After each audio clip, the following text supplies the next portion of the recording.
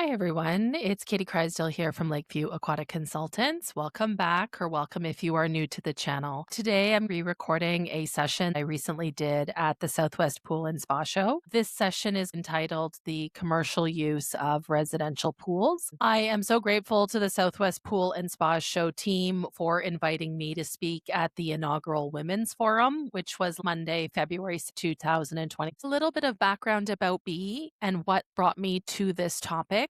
I've been working in the commercial swimming pool industry for 20 years. I've held a variety of roles ranging from lifeguard, swim instructor, pool manager, pool operator, to now being an aquatic management consultant for my company, which is called Lakeview Aquatic Consultants. We are based near Calgary, Alberta, but we do work with clients across Canada, the US, and internationally. In addition to teaching the Pool and Hot Tub Alliance Certified Pool Operator course, I work directly with clients, both new aquatic facilities, facilities that have violations like enforcement orders, as well as all different types of facilities ranging from day spas to campgrounds, municipal pools, nonprofit pools, condos, hotels, Nordic spas, church baptismal fonts. I have seen all manner of commercial pool, big and small, new and old, different types, hot tubs, cold plunges, wave pools, water slides. I'm also a big water safety and drowning prevention advocate.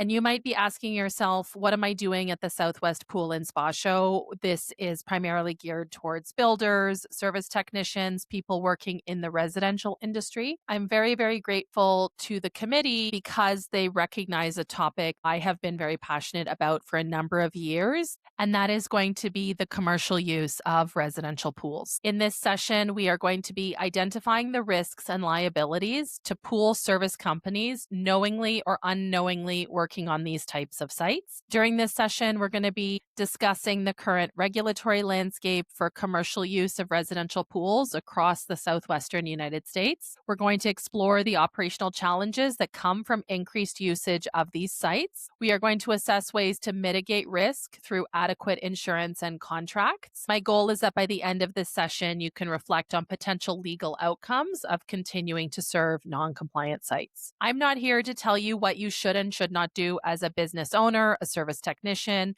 I'm not here to say that residential pools cannot or should not be rented out for commercial purposes. My main goal is to educate you so that you can make the best decision for your business or your role, and also to highlight some of the challenges you may not have encountered if you haven't worked in the commercial space, or if you're not aware the scale to which this is occurring in our industry as of 2026. At the end of the session, my goal is also for you to have actionable information upon which to improve current business practices in terms of understanding where there's gaps in your contracts, gaps in your procedures, gaps in your pricing, gaps in what's realistic if you want to service these sites. I also really appreciate the opportunity to deliver this session in February before the summer pool season starts. Now is a great time to look at your roster of clients, sites, to look at your contracts, because what we resist will persist. Often you have revolving accounts year over year where we don't really do anything with them or change procedures, change the contract until there's a problem.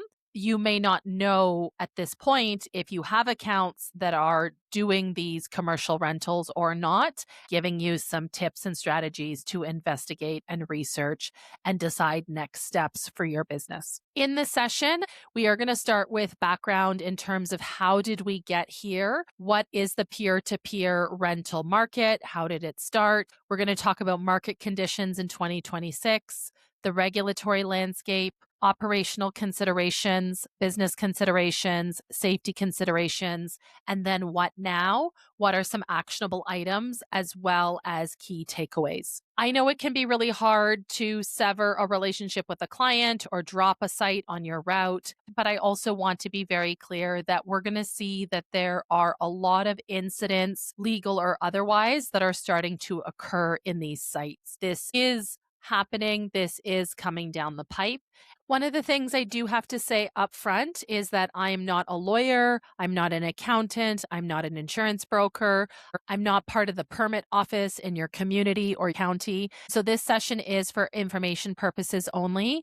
You will need to go back and double check anything that you want to act on based on your state, your county, your city, your business practices. That is not to say that I didn't do a lot of research and spent a lot of time speaking to experts, but you need to ensure that you've double and triple checks everything before you implement certain policies or changes at your organization. When we're talking about the commercial use of residential pools, what do I mean? We're talking about essentially peer-to-peer rental services. Specifically, we are talking about swimming pools, but we can't talk about swimming pools without looking at the larger history of peer-to-peer services, including taxi cabs, rentals, and accommodation. Here's a bit of a timeline where VRBO was founded in 1995. Airbnb was founded in 2007. In case you're not aware, those are both accommodation-based services where people, typically homeowners, will rent out their properties, maybe on weekends, maybe on vacation or holidays, maybe a home that they don't use, a secondary residence, but it is peer-to-peer. We're not talking about a situation generally in this session that is managed by a property management firm. That's not to say that a lot of the topics we're going to discuss in this session don't apply, but landlord-tenant acts in a lot of states are far more comprehensive and detailed than what we're talking about here. This session is primarily geared towards ad hoc rentals, peer-to-peer, owner to customer rentals. There's a different framework. Also, in the history of peer-to-peer services, we have to mention driving services like Uber and Lyft. So Uber was founded in 2009, Lyft was founded in 2012, and then the big player on the scene for swimming pools is Swimply, was founded in 2018. In your region, there may be additional local or regional services, including ad hoc rentals on Facebook Marketplace, Kijiji, Craigslist, or anything like that. Why is this relevant to all of us? The short-term rental market is a huge part of the economy, and it's only expected to grow in the next 8 to 10 years. This is a set of statistics specifically for the United States, but we can draw similar conclusions for a lot of different markets where there are rentals. We can see that short-term rentals are estimated to grow to a market cap of $44 billion by the year 2034, so within 8 years. Many different homeowners are looking to capitalize on this opportunity to rent out their home, their cottage, their cabin, their secondary residence, or they may be looking to capitalize on adjacent services such as renting out their swimming pool. I want to start off by talking about why homeowners would want to do this, because those of us in the swimming pool industry might be thinking this is not something we want to touch with a 10-foot pole. Why does the average homeowner want to do this? It has been marketed as extremely financially lucrative, both in the general media at large in terms of news articles, business advice, hustle culture, entrepreneur culture, as well as the individual services who are actively engaged in soliciting new clients and service providers through targeted advertising as well as promotional materials. Here's just a selection of headlines I came across in terms of opportunities that are perceived to exist if you rent out your swimming pool. Back to the pandemic, it's been financially lucrative at a time where there was a deficit of swimming pools available to families, swim instructors to access when facilities were closed for COVID restrictions. Further to that, we've seen aquatic facilities closed over the last couple of years due to the infrastructure crisis. When we consider the economy, there has been inflation, rising cost of groceries and fuel, tariffs. For us here in Canada, the strong US dollar has been an economic consideration. We're finding people of all different demographics seeking out additional income, and it may appear really easy and convenient to rent out something you already have, like your backyard swimming pool, because you already have the infrastructure. Why not rent it out for money?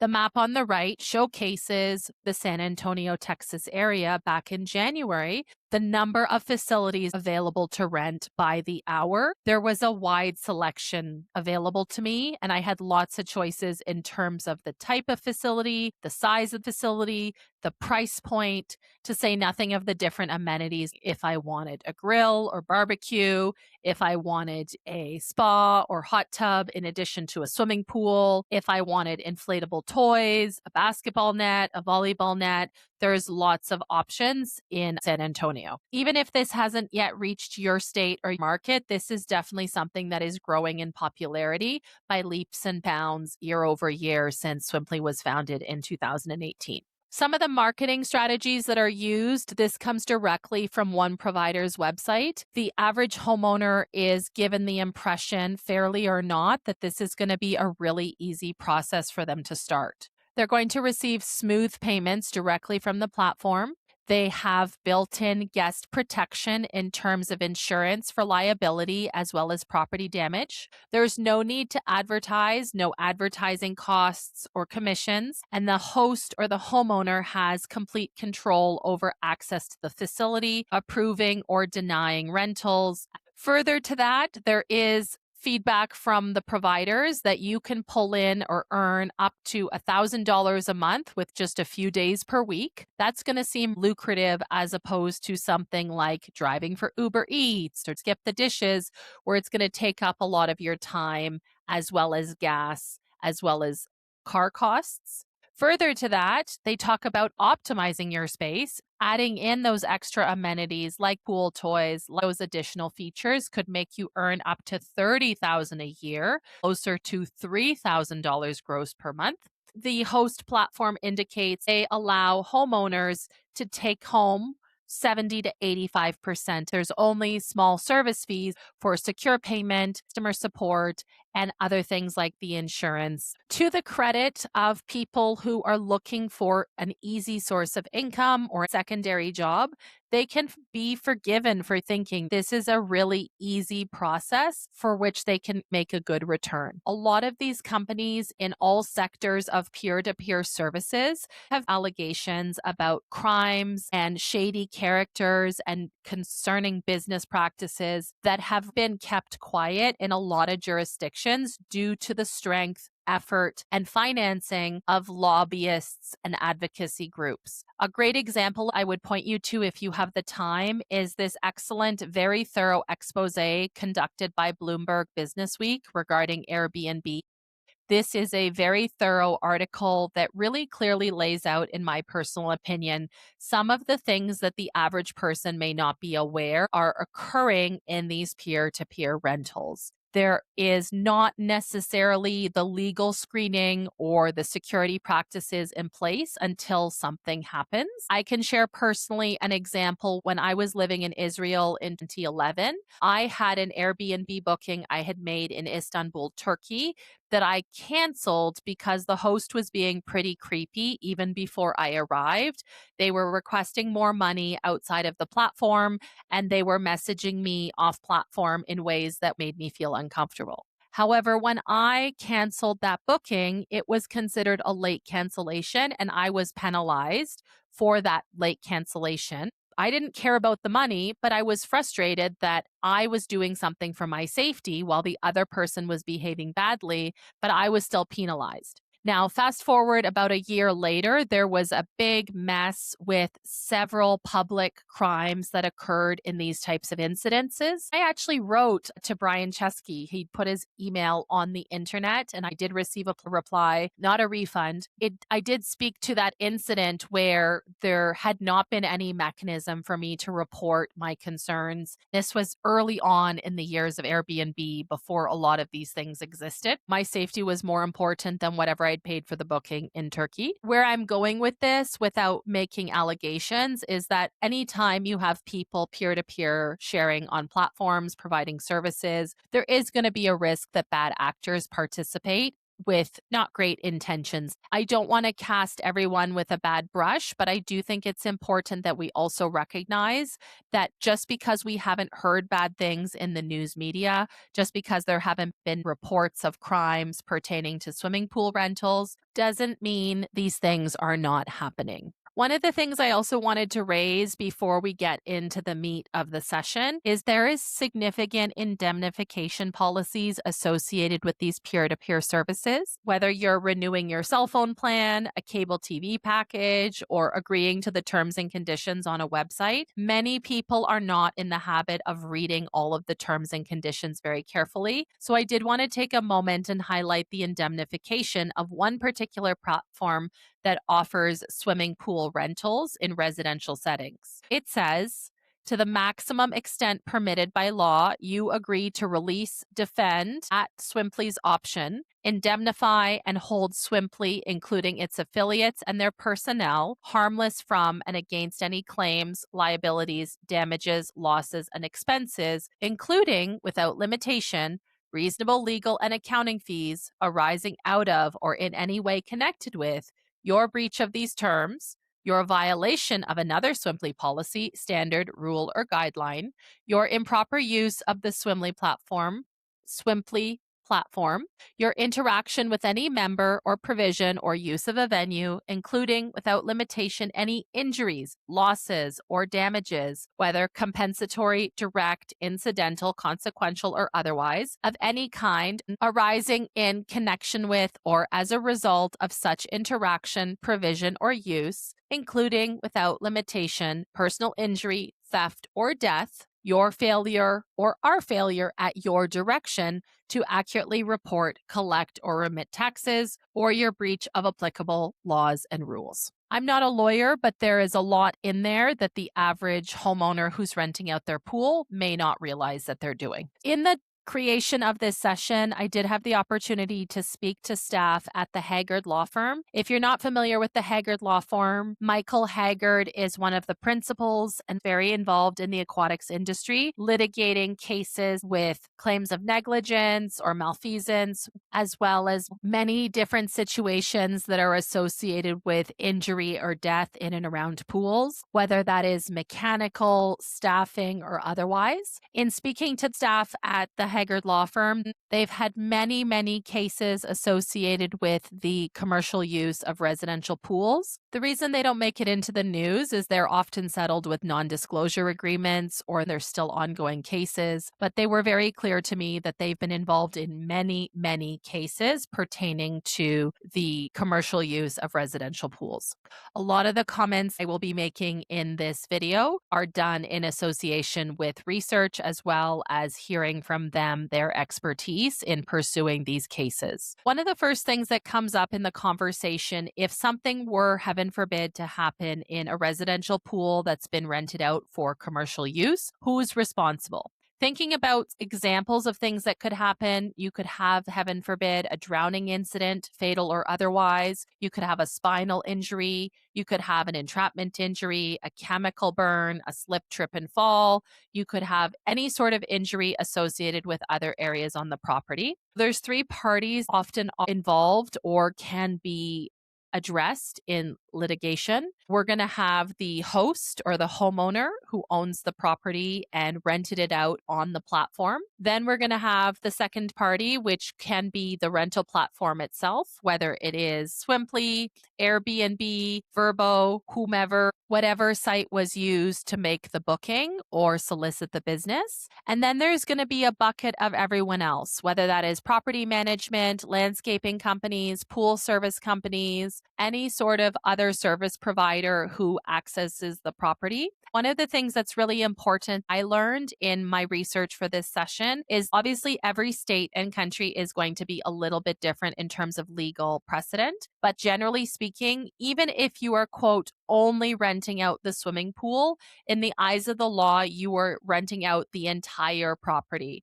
So issues in the home or other areas of the property may bleed over into the pool rental. You can't just say, I only rented out the pool. I'm not responsible for issues with the patio furniture or the back door of the home or the fence to the front yard. It is the entire property that we're talking about. One of the things I do want to note is that some of these services are making an effort to try and create more education associated with water safety and drowning prevention. A family who does not normally have a pool in the backyard cannot be expected to know all of the risks and hazards when they rent out a property with a pool in the backyard. So, although there may be an alert on the booking, although there may be awareness about water safety included on the listing, the theory and the practice of what happens in the reality might be quite different. If you're active in the pool industry, you probably know that drowning is a leading cause of preventable death for children under the age of 7 in North America, and a significant number of drowning incidents, fatal or otherwise, do occur in swimming pools at people's homes.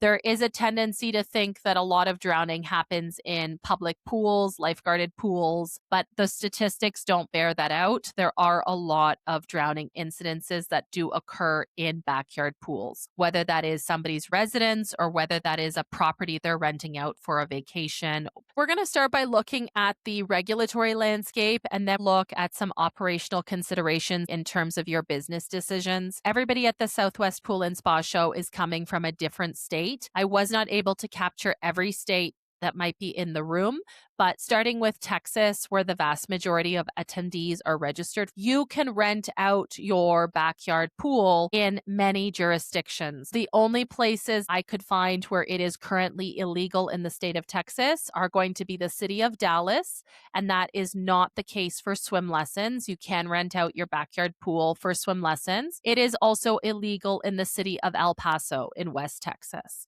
But I do want to point out from my graphic on the screen that it was very easy for me to locate many pools available for rent at the time I made this presentation in a city like El Paso where it is illegal. We do need to take with a grain of salt that enforcement is not necessarily keeping pace with the reality of the laws. If they're going to be making a couple $1,000s a month, they may have no problem with the risk of getting caught and paying a fine. For those of you from Oklahoma, the only locations I could find where commercial rentals of residential pools were illegal were in Edmond, Nichols Hills, Del City, and Norman. Now, I do want to say that the landscape is rapidly shifting, and you could have a situation where legislation is currently at the table for review in many different places, and it passes or it's not adopted, it dies in the session. It is constantly shifting year over year in many different regions. Looking at the state of Louisiana, I could not find any laws pertaining to the commercial use of residential pools, i.e. renting them out on peer-to-peer services. I would say the same thing for the state of Arkansas. New Mexico also does not have any current laws, but Las Cruces is a large city only 30 minutes west of El Paso, Texas, so we might see something occur there. For those of you in the rest of the country or watching from somewhere else, I did provide a sampling of jurisdictions that have made efforts to either enforce it being illegal or situations where it hasn't been successful because lobbyists have fought back to keep the rights of homeowners able to do this. We can see New York State, Erie County, Rockland County have made these rentals illegal. I'm sure if we went on these platforms, we could still find pools available for rent in these areas. There's always going to be people who are willing to operate at the edges of the law or take a risk for a financial reward based on supply and demand metrics. North Carolina has had some success with regulating these pools. There is a small permit process in place in North Carolina. I'm not suggesting all of these homes, these pools should be treated as full commercial. That is not my intent with this session. But what I do want to recognize is that if you're going to make a substantial amount of money renting out your backyard pool, there should be some collateral investment, some basic permit process or regulatory components you should follow in order to ensure that the layperson who's renting out your property does not accidentally get hurt or injured because there's not enough procedures in place. California has managed to ban these rentals in Palm Springs and San Jose. New Jersey, Toms River, Jackson, Howell Township, Nevada, I was surprised. Henderson, Nevada. Minnesota is working to ban these pool rentals, and it will be interesting to see if it's successful because during the pandemic, Wisconsin attempted to regulate these pool rentals. There was a lot of pushback, a lot of success with the lobbyists in not getting this passed. Other jurisdictions, including Canada, I've seen the recommendation from different authorities that homeowners are advised against using these platforms, but nobody wants to be attacked or sued by these platforms. They have far bigger budgets, substantial legal teams at the ready. This is something even I'm cognizant in doing this session that I want to educate without making allegations or conjecture that could be misconstrued as not informative and fact-based. Moving into operational considerations, one of the big things we need to think about is that residential pools are not constructed for heavy bather load and heavy back-to-back ongoing usage. A lot of residential pools do not have automation, they do not have chemical feeders, they do not have things like automatic fill valves. When you are thinking about servicing these sites, probably your contracts and the frequency you visit these sites do not reflect the usage and how busy, dirty, how much maintenance goes into a pool that's being used more often than just a family on the evenings and weekends. As I've shared on the screen, there is substantial increased bather load, even with just a few bookings, never mind if we're talking back-to-back day-to-day bookings throughout the summer season. There's going to be increased contamination because presumably if you're renting out a pool, it's not just for you. We're probably talking about more than that. 6, 8, 10, 12 people, if not more, if there's a party or a special event involved. There's a lot of components that the residential standard backyard pool lack. The turnover is not engineered with the right flow rate, the biggest filter. We're going to see increased chemical consumption. And if there's no feeder to compensate for that high bather load, creating high levels of contamination and the need for chemicals, there's going to be times where there's not enough chemical in the water, and that's going to potentially lead to recreational water illness if there's gaps between the site being serviced or chemicals being added to the pool. Service requirements are increased when the pool is used more often. Once a week service may be enough for a family with predictable usage. Day-to-day usage, that's going to be much higher demand. As I've already shared, undersized mechanical, absent automation, even something as simple as showers or restrooms with soap. Many times these pools are rented out without access to the home.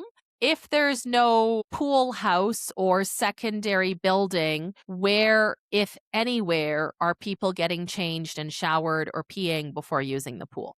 And then we're also going to get into site-specific concerns. This was not on my radar when I started to develop this session, but as I was going through the listings of pools available to rent in San Antonio, this one was highly rated. They have a lot of 5-star reviews, but look at the headline or the title for the property listing. If you didn't see it right away, because it didn't catch on right away with my live presentation, this is marketed as a dog-friendly pool. When I click on the reviews, as we can see with the designation of pet swim, the vast majority of satisfied guests are taking their dog for a pet swim. So what might that look like if you are servicing this site and you are completely unaware that the homeowner is soliciting animal dog rentals? How is that going to impact the chemicals, the filter? Think about the hair. That's a completely different beast. I only have to go on my experience hearing from pool operators who've done doggy dips at the end of the commercial pool season. I've heard a lot of complaints about dealing with doggy doo-doo and hair and water quality. I can only imagine a site like this that is routinely taking doggy swims. They can do what they want, the homeowner, but is that part of your service route? How is that going to create additional work for you to go to that site and deal with poor water quality? One of the other things we need to be aware of is guest expectations when they're booking these properties. You might be thinking, well, what do I care? I'm the pool service company. That's on the homeowner who's renting out the site. But here is a short video I'd like to show. Should Airbnb hosts be required to drain the water in their hot tub after every single guest? I can't believe they're even asking this as a question. I did not know that in the States they don't drain tubs down between guests in Airbnbs. So in the UK, we have to. It is Health and Safety Executive Guidance. It's a very boring document, HSG 282. Between every set of guests or weekly, whichever is soonest, the tub has to be fully drained, cleaned, refilled with clean fresh water and shock treated with chlorine. And they don't do that in the States. Oh my God. That's gross. I think it's important to acknowledge there are different expectations from different clients, different guests. Is it the case, for example, that a homeowner is marketing on their peer-to-peer rental platform or on Kijiji or on Facebook Marketplace or wherever they're soliciting this business? Is there the false marketing that this is happening? Or is there somehow the assumption that this is happening because people don't know any better? This is one of the small pieces where I'm going to suggest for this presentation that you really do need to clearly define roles and responsibilities between you, the service provider, the pool operator, and the homeowner, because you don't want to leave anything up to chance in terms of guessing at intentions. Because down the line, if something happens, if there's an injury, if there's a chemical burn, if there's a drowning, everything is going to be investigated as to who knew what, when, where, and how. Let's move now into the business considerations for servicing these sites. Some of these I've already mentioned, but let's build on them in terms of I'm a service technician, I serve at this site. Do I want to continue to work with this client? First, it goes back to, do you even know this homeowner? Have they been clear to you that they are renting out the property? Or are you going online to these platforms and discovering their address is listed, their property is listed? Have you actually asked your clients if they are doing this? Or has your team or any of your service techs showed up and seen different people in the pool on different days of the week or different time periods? It can be hard to know if the site is actually being used. But to start with, you want to do some investigation and determine, are the rules being followed in your area? Even something as basic as a construction permit. That pool might have been there for a long period of time, but are you aware that it's a correctly constructed pool? Have there been any renovations or changes that were not registered with the city or the permit office? Does the site need or should it have a operating permit? We've seen this a lot in Canada where urban areas are requiring homeowners to register for a basic business license to operate their residence as a rental. Does this address, does this pool need to have a business license in the region, the county, the city, the state where you are located? What about bylaw or zoning? It may not be a state matter. Maybe it is a regional matter in terms of neighborhoods, in terms of HOAs or residential requirements. What about your contract or your service agreement with the site? We're going to talk about this one a little bit more later as well, but how many years has it been since they signed a contract? Have you made any changes? What is included or not included in that agreement? What assumptions are being made about the site and the usage of the site that need to be revisited? Even if they've been a great client, there's oftentimes we need to revisit our terms and contracts because we get new information or market conditions change. What about your insurance? What about their insurance? Does your insurance cover you for a property that is being used for commercial purposes? Or is your company insurance primarily geared towards only residential, non-commercial sites? This is to say nothing of the homeowner. They may not have disclosed to their home insurance provider that they are running this business out of their home. That may have consequences or implications if something were to go wrong. No different from a car insurer not being told that somebody is driving for a food delivery service, a transportation service. There are higher risks in terms of injuries as well as payouts or litigation if somebody is hurt in the commission of conducting business. In terms of your service company, another business consideration is, are your service technicians going to the site And how is that being tracked in terms of maybe a body cam, GPS tracking on their phone, photographs that are being taken at the beginning or the end of the service call, documentation via an app or some sort of service to track what was done? This is going to come up in legal discovery if there's any issues and your service tech or your company was repeatedly at the site. What did they know? When did they know it? Did they do something or not do something? Or were they complicit in continuing to service the site if they knew, for example, there was an issue like the gate did not latch? What about other contractors that are on the site? Things like lawn service companies, window washers, delivery services, housekeeping services, anything else in the area where you also work? Could somebody leave the fence unlocked? Is there the potential hazard that somebody else left the gate to the backyard propped open? Is there any other considerations that you should have? Now let's talk about the physical hazards. You might be thinking, well, I'm just the pool service company. I'm not responsible for the design, the construction, the operation of the backyard pool. All I do is the water chemistry. But it is, as I said, what did you know? When did you know it? And what did you do about it? When I spoke to the representative from the Haggard law firm, they were very clear that in the process of discovery, there is an abundance of documentation often from pool service companies, from those weekly callouts, which you document to cover your own butt, so to speak, for the client. But then there's also maybe service notes or people were aware of issues at the property, like the gate that did not latch or like the screen door that was damaged. Thinking about the physical hazards of a backyard pool area, one of the big ones that comes to mind for me as a certified pool operator instructor is that there are outdated codes and grandfathering in a lot of residential pools where there's no requirement to retrofit, for example, a single main drain, a non-Virginia Graham-Baker Act compliant drain or suction outlet cover. You could have older underwater lights, older styles of equipment, poorly constructed, poorly maintained aspects of the entire facility. There could be design elements that are inherently dangerous for small children that are only suitable for adults. One example that was given to me by the representative from the Haggard firm was a waterfall type scenario where a child was pushed underwater by the force of the waterfall. I'm not clear if it was a spillover from a spa to a pool or whether it was a decorative waterfall.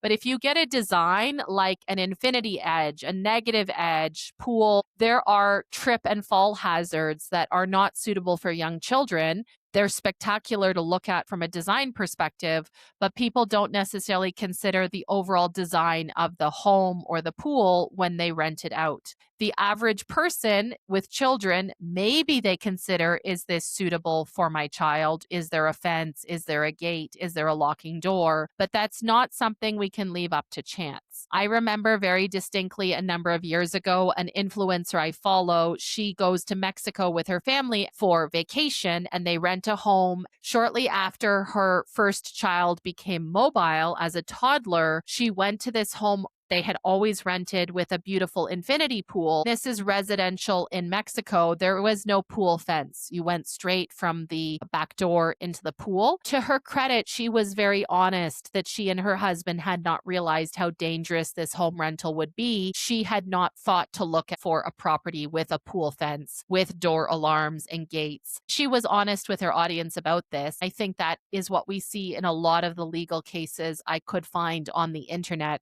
including a very good video I'll share at the end, where in some of the 911 calls or in some of the body cam footage with the police showing up to an incident, many comment they didn't know the back door was unlocked, they didn't think about the pool. It's just an honest mistake with fatal and tragic consequences. We've talked about suction entrapment, so hopefully you're familiar with the Virginia Graham-Baker Pool and Spa Safety Act. There are ways to retrofit single main drains, but looking at the drain cover, looking at pump limiters and other potential add-on components, they do cost money, but it could be the difference between a life or a death. You are also going to get into things like pinch and entanglement, things like fences or certain furniture or opportunities for fingers and clothing and arms to be pinch points. It could even be a weir that's missing, or the door, like the flapper door on a skimmer, allowing a kid to shove their arm into an opening, or a vacuum port without a cover. Slip and trip hazards on the deck. A lot of pool decks, in my experience, in backyard homes or private rentals at properties I've gotten over the years, they're designed for aesthetics. They're not designed because we're worried about slips, trips, and falls. That's secondary. But if suddenly there's a large number of people who are using the property in that way, there's going to be these issues. What about divots where water collects over time? There's maybe poor sloping or other opportunities for incident. Gas and heat hazards like fire pits or exposed equipment. This is a big one. I see a lot of decorative fire bowls in my work with commercial pools in Western Canada. I am located near the Rocky Mountains where people like to go skiing, and that cabin winter wonderland experience. Fireplaces, fire pits, gas heaters are very common in a lot of applications, and people don't realize quite how hot they physically get without some sort of shield or guard. So if you have an environment where there's going to be kids running around or people who are unaccustomed to those hazards, it could be a burn hazard, it could be a gas hazard, as well as chemical storage and containment. If you're going to the site more often, or if the site is going through a lot of chemicals more often, there may be more chemicals stored on site. Is that behind a locked door? Is there the opportunity for the chemical to leak out under the door of the shed or into the public areas? Is the door even locked, or is there the opportunity for a child to wander in and open a container or stick their hand into vats of chemicals? This might seem extreme, but there is a lot of potential physical hazards in this space that do need to be considered at sites that you are routinely visiting that are engaged in commerce, soliciting these rentals for profit. One of the other considerations that I did not have myself, but came up in talking to the representative from the Haggard law firm, was use of the pool outside of daytime hours. When we talk about pools in backyards, there is concept of dawn to dusk, but basically daylight hours. In my search for rentals online, there were certainly properties that had twinkle lights, evening lights, underwater lighting that are marketed for romantic evening pool rentals. That comes with its own risks in terms of how well lit are these areas? What are the potential hazards associated with a darker environment that does not have safety lighting, or does not have recessed lighting or strategic lighting for people to maneuver around this space? What about other hazards you might not immediately think about, like depth perception? I'm looking at this photo and I can see this beautiful pool and it appears to be relatively deep. What if I, as a 5'11" person, dive into the shallow end and give myself a spinal injury? I'm paralyzed because I can't read the depth markings, or there's no signage regarding no diving that's visible to me in these current nighttime conditions that the client may be renting out the pool to be used. So lots of different considerations on the physical safety side. And then, of course, as a water safety and drowning prevention advocate, we have to talk about the water safety piece. As I've shared already several times, families who are unaccustomed to being around a backyard pool may not fully understand the hazards. Kids are curious. They love water. They are going to investigate. They may not know that they don't know how to swim. There needs to be real discussion and clarity on who's doing what and what infrastructure is in place to assist with this. Also, based on what was described to me about how you're renting out the whole property, not just the basin, in terms of contracts or legal precedent. One of the things I want to talk about with water safety is obviously that water quality, visibility, and having low turbidity, as well as the appropriate chemical levels, is going to be very important. But if this residential pool is only on once a week service and there's no chemical feeders and there's an undersized filter, water quality can deteriorate rapidly and become cloudy water where the chemicals are not present to oxidize the contaminants, to say nothing of a dirty filter that's not able to keep up with the dirt load that higher bather count is bringing into the pool, which is going to increase turbidity. We always have a significant hazard if we cannot see to the bottom of the pool. That is the number one safety safety piece that I mentioned in my certified pool operator courses. All basins, we need to be able to see the bottom of the pool at all times. This is also made worse for those of you in hotter climates that are using stabilized chlorine or conditioner like cyanuric acid. It's a really milky product that with heavier levels can lead to high turbidity, cloudy, milky water that is then exacerbated by the glare from a sunny day or from the spray and the movement of splashing water, kids playing in the water. There's so much we could say about water quality if we had more time. Barriers and fences are critical, not just around the pool, but also entry points from the home or to the yard. I was told of a particular case where there was an issue with the screen on either a door or a screened-in porch. The screen had become separated and the child was able to exit the home through the screen flap.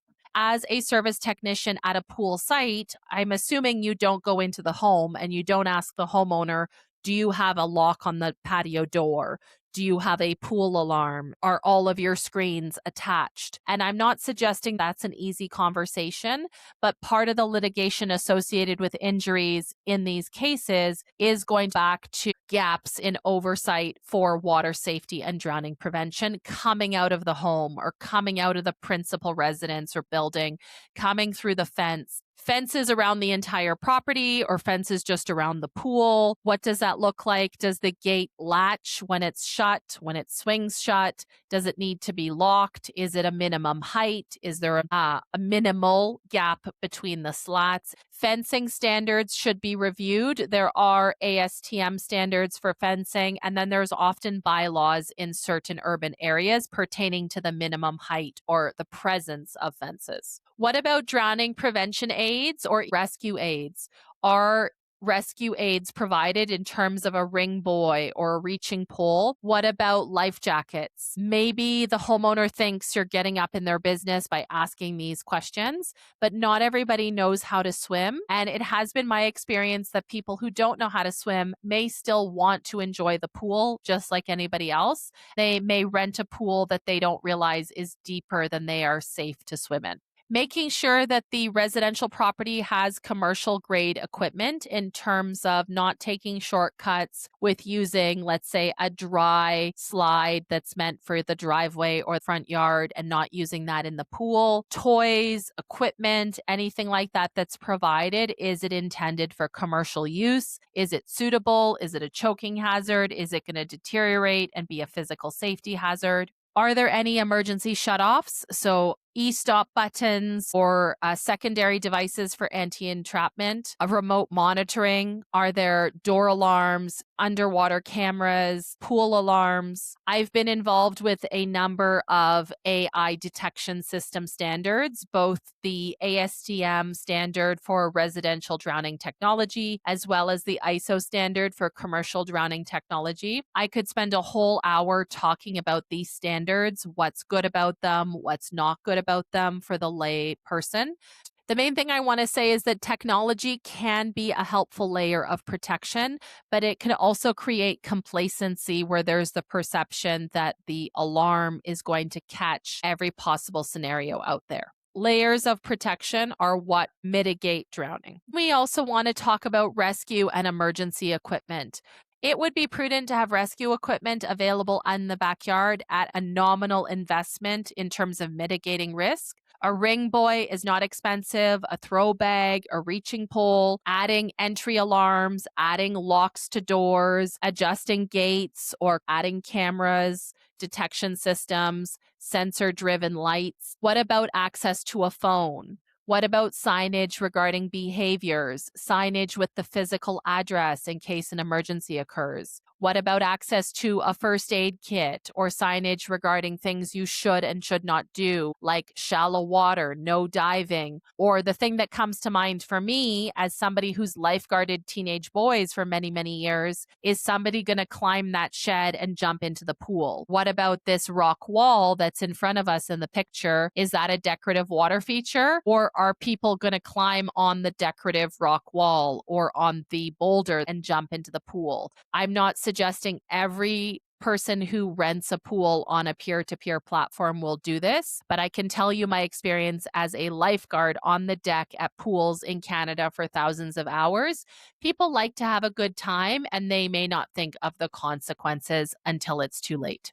So where should we go from here? If you're already servicing a site and you know or you suspect the property is being used for commercial rentals on peer-to-peer rental platforms, now is a good time to take your head out of the sand and do a site audit and a contract audit. Now is the time to basically reestablish who's doing what and what is included. I would start by re-inspecting the site, treat it like a new onboarding, and ask the homeowner straight up. Are you renting? Have you ever rented? Will you rent this property for revenue? They may lie, they may not be upfront, but then you've asked and you give yourself an escape mechanism in the future when you learn that they have broken the contract or falsified information to you, because you don't know. They may be doing it and you just haven't caught it yet. You don't want to be liable if you didn't know and they were doing things that were bad. Now's a good time to change or update the service agreement,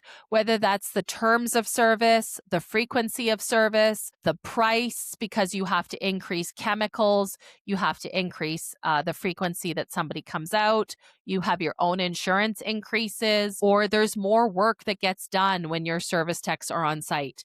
They're cleaning more skimmer baskets. They're doing more backwashes. They're adding more chemicals. They're scrubbing a dirtier scum line. Whatever that looks like, you are probably going to need to charge them more, not just per visit, but the entire contract to account for this usage. And then one of the other things that was shared by somebody in the audience was increased expectations. If your route is such that you don't make a time commitment when you'll be there, like we will service your pool on Tuesdays between 9 a.m. and 6 p.m. We don't tell you the time. We show up when we show up. What if there's suddenly a frantic phone call regarding a contamination or regarding a checkout at 12 p.m. and a new check-in at 4 p.m.? It's not necessarily within your company's framework to be able to show up at a specific time, especially if it's not their regular service day. How are you going to account for that in terms of an additional fee, or being very clear that's not included? The same way a storm cleanup is not included, or winterization at the end of the season, or spring startup is not included. You will also want to strengthen your financial penalties or notice to terminate the contract, because if you find out the site is being used in a way that your company is not comfortable with, you don't want to be tied to continuing to have to service that site. You're also going to want to implement clear requirements in terms of what you require the homeowner to do on their end and what you're going to do on your end. Who has what span of control in terms of roles and responsibilities? One example that came up in the live session was requiring a homeowner to fix a broken gate that's not latching, or saying in the contract that we will charge back to you any service that we deem necessary for us to continue to service the site, whether that's a broken light bulb, a broken ladder in the pool, sufficient chemicals, more time. You can add that in. And then also considering other risk mitigation, such as certified pool operator training for your service technicians. A lot of service technicians don't feel that CPO training is necessary in the residential industry because it's not required in regulations. There's very few regulations for residential. But what is the potential risk if your team doesn't know what they're doing and they leave a pool imbalanced or with high chemicals or low chemicals that lead to recreational water illness, or something happens and they didn't have good training? What does that look like in terms of the owner or manager's liability for not having competency checks, onboarding, training checklists? What does that documentation look like in terms of competency to do the job safely? And then for your service company, do you want to add monitoring or proof, such as body cameras, GPS, photos? Because you don't want to get into a situation where it's a he said, she said between the homeowner, the pool rental platform, and your service company, because data is going to be king in proving who knew what when and what was done about it. We're nearing the end of the session, and I do want to hit on some key takeaways. I know this session has not been all happiness, sunshine, and butterflies, but the main thing I've really wanted to stress is that knowledge is power. You can choose to continue to service these sites. I understand breaking up a route or finding new clients can be difficult, but you do want to protect yourself, your livelihood, your company, and your career, especially if you have a site that is doing these rentals, making good money, and you're not compensated for the risk. If you're unwittingly participating in that business transaction without realizing it. We never want to make assumptions. We do need to establish everything in writing. I do want to reiterate, please spend money on a contract, consult with a lawyer in your jurisdiction. This was something I heard as a business owner very early on in my consulting career. Everybody thinks they're special and everybody thinks they're not going to have a problem. I can assure you the first time I had a legal issue come up, I went straight to a lawyer and paid money to beef up our contract to a master services agreement of almost 18 pages. That's going to include exit opportunities, things like clear health and safety violations, regulatory violations. I am out of that contract lickety split. I am not continuing to work with that client who is non-compliant or unwilling to improve what they're doing. But that has to be established in writing so that you can get out of a bad situation and you've done your due diligence and documented what you've done. We also need to understand that these sites are no longer irregular in our scope of work. Even if in your area, there's not, in your opinion, a lot of residential pools that are being used for commercial use, go on these platforms and search out these homes, filter by pool, filter by area. You might be surprised the number of people who are doing this on official platforms. And then also check ad hoc platforms in your area, like Facebook Marketplace, Craigslist, the mom groups. There are going to be other mechanisms through which people can do peer-to-peer rental without even an official platform. I remember when I was in college and a lifeguard, I had a friend who would go to somebody's house for an ad hoc rental once a week. I'm pretty sure there was no written contract because we were in our 20s and we didn't know what we were doing and we thought we knew everything. Determine for yourself as a business owner or a pool service technician what is an acceptable level of risk to continue to service the site. If you have to think about it, you're probably uncomfortable with the compensation relative to the risk. You are not being a bad person cutting off these sites if they are unwilling to improve to a level of compliance, whether that's a semi-commercial service package, whether that's certain equipment requirements, chemical feeder installation, automation, changing out the drain covers. You get to set what needs to be done, but you have to also be willing to pull the cord and cut off the relationship if they don't do what you expect. The main takeaway that I personally had in speaking to the Haggard law firm is that they said that pool service companies are routinely tagged in these lawsuits associated with injuries, drowning, fatal or otherwise, at residential pools. They couldn't give me an exact number. They couldn't give me settlements or amounts associated with this, but they did say these companies are routinely tagged, and the documentation of the service calls and the visits, weekly,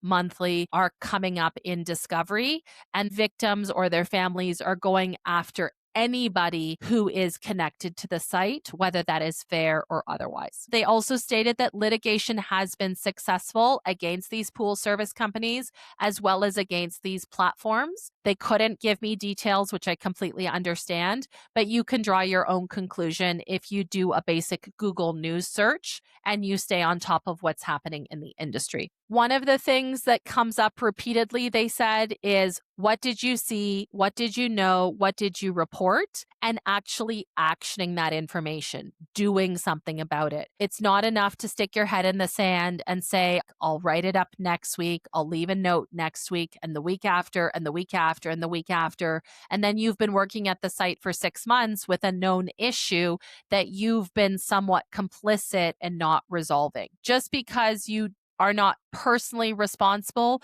there is also omission, not just commission of an act. One of the mantras that I live and work by day to day is you can dance like no one is watching, but you always need to email and document like it may one day be read aloud in a deposition. Documentation is so, so important, whether we're talking about an email, a text message, a photo, a video, a screenshot, a date stamp. You never want to assume the worst of your customers, but you also need to protect your livelihood and your risk. You might be doing the best job possible as a pool service technician, and the homeowner's not meeting you halfway and making a ton of money in the commission of these peer-to-peer rentals. It's not unreasonable to set basic requirements, basic safety parameters, to update your contract, and then to walk away if you can't agree on expectations. There is an excellent video that I will link from the Scripps News Service. They did a detailed investigation and created this 7 to 8 minute feature. If you have a boss or a colleague who you don't think is willing to sit through this whole presentation, this is an excellent starting point for a toolbox talk. They found at least 40 children in 2 states who've been involved in drownings, fatal or otherwise, at vacation rentals since 20. I'm sure this is just scratching the surface, and most are settled or quashed. Whether they go to civil litigation, there's very little in the way of criminal that I can find either. But I really, truly think this is the tip of the iceberg, and I'm not trying to fearmonger. I think this is just the reality when we see the prevalence of peer-to-peer pool rentals. That is it. Thank you so much for watching this presentation. Thank you so much to the Southwest Pool and Spa Show for inviting me to participate in the inaugural Women's Forum last week. This is a topic I have been watching very, very closely. This is a topic I am very passionate about and will continue to follow in my professional work. If you enjoyed this session, if you gained anything from it, please do consider leaving a comment in the description box below. Please consider liking this video and subscribing to follow us on any social platform that you enjoy using, whether it's Instagram, Facebook, YouTube. I really appreciate hearing from you. Thank you so much for watching, and I will catch you in the next video. Bye for now.